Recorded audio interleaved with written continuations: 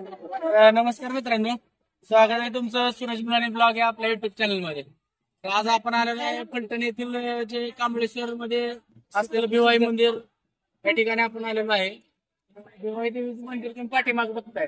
तर भिवाई देवीच्या मंदिराची किंवा इथून जे काही सिस्टम आहे सगळी तुम्हाला मी माहिती या व्हिडिओ मध्ये सांगणार आहे। तर व्हिडिओ पूर्ण बघा मित्रांनो। व्हिडिओ जर तुम्हाला आवडला तर व्हिडिओला लाईक करा आणि चॅनलला सबस्क्राईब करायला विसरू नका। हे जे भिवाई देवीचं मंदिर आहे मित्रांनो, हे जे नीरा नदीच्या पात्रामध्येच आहे। हे जे समोरचे छोटंसं पाण्याचा डोह वगैरे बघताय तुम्ही, तर ते नीरा नदीचं पात्र आहे। इकडच्या साईडला पण पूर्ण असं मंदिर आता समोरच बघतायच तुम्ही उजव्या साईडला पण। हे पूर्णपणे नदीला जर पाणी आलं तर हे पूर्ण जे बघताय तुम्ही ह्या सर्व जो परिसर आहे हो पाण्यामध्ये असतो। आणि भिवाई मंदिर जे आहे नदी, हे जे समोरचं मंदिर जे आहे ते पण पूर्णपणे पाण्यामध्येच असतं। पुढे आता मित्रांनो आपण ह्या फलटणमधील जे कांबळेश्वर येथील जे एक फेमस कॉमेडी यूट्यूब चॅनल आहे तो चांडाळ चौकडीच्या करामती, तर येथील तिथले जे त्यामध्ये काम करणारे जे उज्जैन शेठ आहेत ते आपल्याला इथं हार वगैरे विक्री करतात। तिथं तर आपण भेटलोय आपण त्यांना। तर इथं आपण त्यांच्याकडून हार वगैरे आपण खरेदी करणार आहेत। तर पुढं त्याचे पण तुम्हाला मी क्लिप वगैरे ऍड केलेले आहे। इथं हार वगैरे आपण आता त्यांच्याकडून इथं खरेदी करणार आहे। कितीला हार आहे? 100 रुपयाला। 100 रुपये आपल्या देवाच्या मानात तुम्ही कमीच लावले। 150 द्या। 150 दिलं तरी सुद्धा सोसल का आम्हाला? आहे का एकदा मग कमी आहे तुम्ही जरा मधली फळ टाका काहीतरी। हार एक नंबर आहे पण काहीतरी द्या रिजनल। आमच्याकडे 5-6 माणसं आहेत। काय करा असं करा, 100 आहेत ना 80 रुपयाने घ्या। ठीक आहे, 80 ने काय करू, एक आपल्याला 5 हार द्या। आपलीच माणसं आहे ती। जाताना तुम्हाला करून ठेवतो, आता ते नाही ते। मग जाताना जरा आम्ही थोडं दर्शनाला जात नाही, मग आधी आम्ही हार घेतो परत आणि मग जातो। हो चालतंय, आम्ही इकडे बाहेर फिरतो। ओके ठीक आहे। कांबळेश्वरमध्ये असलेले हे जे भिवाई देवीचं मंदिर आहे यामध्ये महाराष्ट्रातील मंदिरामध्ये जर बघितलं तर ब वर्गाचा दर्जा जो आहे या पर्यटन क्षेत्राला किंवा ह्या जे मंदिराला प्राप्त झालेला आहे। देवीची जी यात्रा जी असते ती चैत्र पौर्णिमेला असते। पुरणपोळीचा नैवेद्य खणा नारळाने या देवीची ओटी भरली जाते। यात्रेला असंख्य भाविक येतात। कोणी बोलेला नवस फेडायला येतात तर कोणी पुन्हा नवस बोलायला येतात। देवाच्या बरोबर समोरच्या साईडला असा डोहा आहे।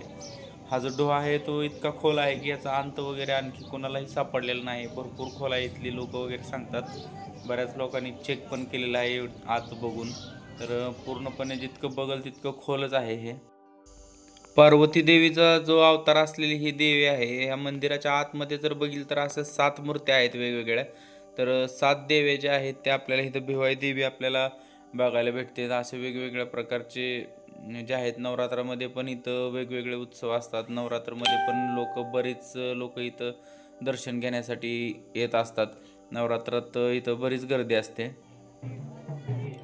पूर्वी असं मानलं जायचं की स्वयंपाकासाठी लागणारी जी भांडी वगैरे आहेत ह्या डोहातून बाहेर यायची, त्याला देवीचा संसार असे म्हटले जायचे। नंतर त्यातून एक माणसाने त्या देवीच्या संसारातली जी आहे ती एक पळी जी आहे ती चोरून घेऊन जाण्याचा प्रयत्न केला। तो जो आहे तो माणूस आपल्या म्हणजे ज्या मंदिराचे किंवा ह्या ज्या गावाचे वेस आहे त्या वेशीपाशी जाऊन परत तो तिथं गायब झाला, म्हणजे गुप्त झाला। त्यानंतर इथून देवीने जो आहे देवीचा जो संसार आहे तो देण्यास बंद केला आणि मग परत ती प्रथा बंद पडली इथं।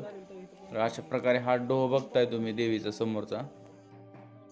चैत्र पौर्णिमेला भिवाई येथील जत्रा संपन्न झाल्यानंतर लगेच चतुर्थीला धुळदेव येथील यात्रा असते। धुळदेव ही भिवाई जी आहे ती धुळदेव यांची बहीण आहे। तर धुळदेव हे पण फलटण तालुक्यातच आहे। फलटणपासून पुढे एक 4-5 किलोमीटर अंतरावर गेल्यानंतर ते धुळदेव देवस्थान आहे। भिवाई देवीच्या जवळच जर बघितलं तर ह्या अशा प्रकारे एक छोटीशी विहीर आहे। तर ह्या विहिरीमधलं जे पाणी आहे त्याला कल्लोळाचे पाणी असं म्हणतात। तर या कल्लोळाच्या पाण्यामध्ये जर अंगावर वगैरे डाग वगैरे जर असतील तर या पाण्यामध्ये जर आंघोळ केली तर ते अंगावरचे डाग वगैरे जे आहेत ते नाहीसे होतात, असं इथला समज आहे। तर ते पण भाविक भक्त जे आहेत ते इथं आंघोळ वगैरे करत असतात. बकरे वगैरे जे इथं इकडच्या साईडला देवीच्या पाठीमागच्या साईडला कापले जातात, इकडच्या साईडला बकरे बोकडं वगैरे इथं जे आहेत ते इथं कापले जातात. कंदुरी वगैरे इथं होत असते. तर अशा प्रकारे इथं सोय वगैरे केलेली आहे एका साईडला. तर मित्रांनो, अशा प्रकारे तुम्ही हे भिवाई मंदिर वगैरे आहे हे पूर्ण व्हिडिओ मध्ये बघितलं. तुम्हाला त्याची माहिती वगैरे कशी वाटली मला तुम्ही कमेंट मध्ये सांगा. आणि व्हिडिओ जर तुम्हाला आवडला असेल तर व्हिडिओला लाईक करा आणि चॅनलला सुद्धा आपल्या सबस्क्राईब करायला विसरू नका मित्रांनो. ठीक आहे.